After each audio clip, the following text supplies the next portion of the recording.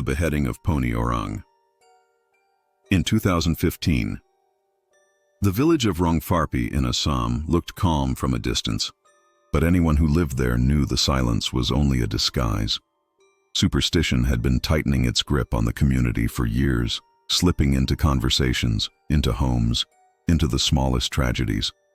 Every sickness, every misfortune, every unexplained event became a spark, and people needed someone to blame.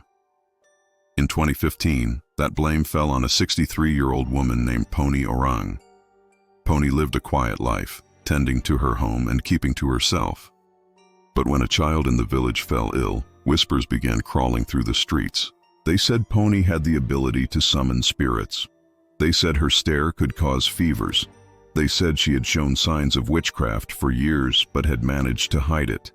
And in places where fear becomes louder than truth, whispers can swell into storms.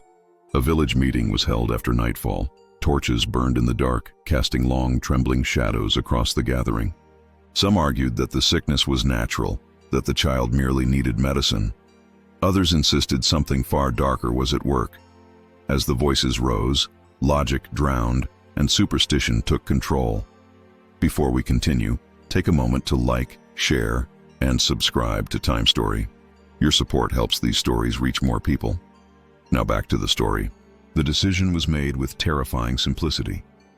The child's illness had to be the work of a witch, and that witch had to be Poni Orang. A mob formed, fueled by fear, anger, and the false comfort that violence could fix what they could not understand.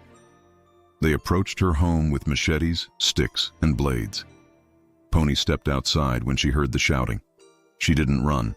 She didn't scream. She only kept repeating that she had done nothing wrong. But the crowd wasn't listening. Fear had already rewritten the truth in their minds. They dragged her to a clearing. The torches flickered around her, lighting the faces of neighbors she had known her whole life. The accusations poured out: curses, evil eye, black magic, bad omens. Every sentence made the mob louder, stronger, more convinced. When violence finally erupted, it was swift and merciless. A single strike silenced her voice forever.